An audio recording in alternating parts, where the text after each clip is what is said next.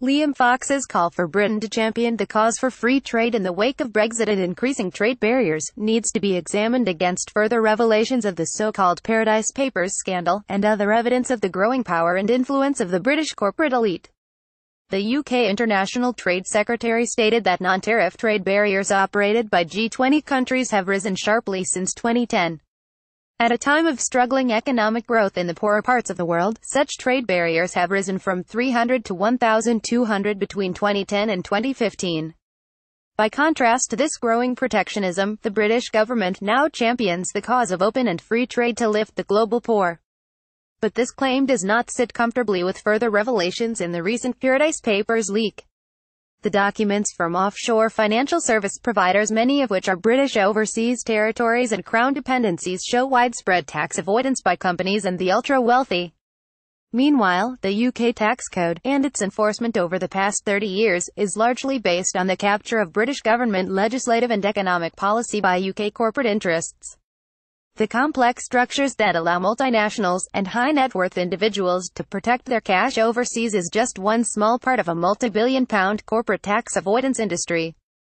Not only does this harm the UK economy, it entrenches global poverty.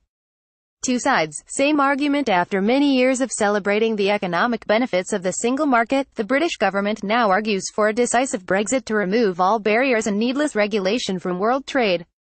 The efficiency gains from growing free trade, the argument goes, will ensure all nations benefit from a rising tide of prosperity, not just the UK. This seems contrary to the government's previous Remain argument, which asserted that the economic value of membership of a large trading bloc, such as the EU, and free trade only within the single market. Do rising tides lift all boats? Shutterstock.com. But further examination of this reveals that the difference is not so clear-cut between the two positions. Many of those in favor of continued membership of the EU, on both sides of the channel, do not just want protection from a race to the bottom and declining employment and environmental standards. European leaders, such as French President Emmanuel Macron, also want to protect the fruits of open and unregulated markets, privatization of national assets, and low corporate tax rates. In the UK, the main Brexit and Remain sides merely champion different versions of neoliberal economics, with all its theoretical proofs for efficiency, prosperity, stability and fairness. Both want to give a largely unregulated corporate sector further freedom to best allocate capital as they see fit, with the idea that it will better serve the UK consumer and producer. The real economic story since 2010 in the UK is not growing European protectionism, now opposed by the government in the name of liberty and good conscience. It is that UK corporate tax rates have fallen in each of the 4 previous budgets at a time when UK household living standards have shrunk at their fastest pace since 2011.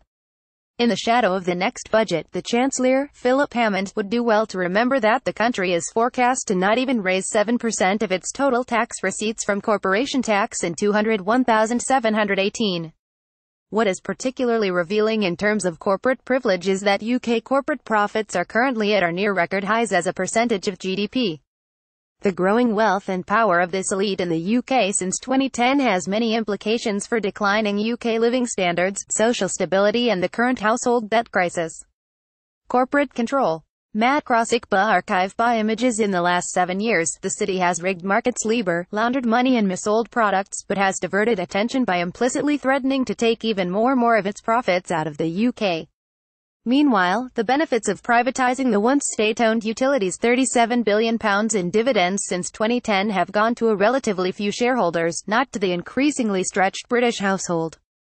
The current UK tax system works not just in favor of corporate interests, but is fundamentally unsuited to the digital economy where capital can be moved around the world at the flick of an electronic switch.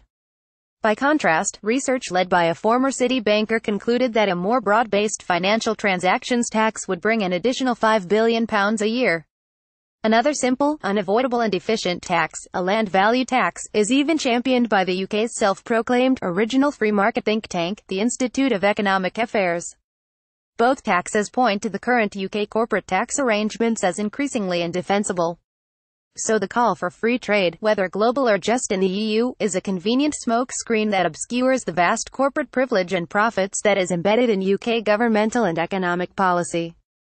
and the budget is very unlikely to change. Estimates that money raised from corporation taxes will fall to just 2.3% of UK national income by 2021-22.